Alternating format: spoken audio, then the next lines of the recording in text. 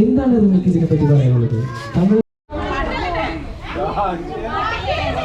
നമുക്ക് നോക്കാം ആരാണ് അടുത്ത പ്രാവശ്യം തോൽക്കുന്ന. അടുത്ത പ്രാവശ്യം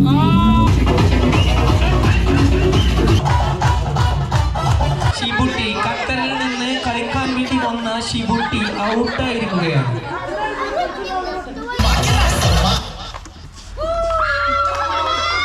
അഫ്സബാബി ഔട്ടായിരിക്കുകയാണ്.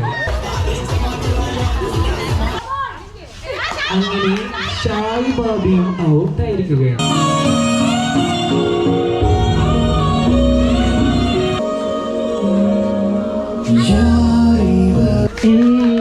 റെമി ബാബി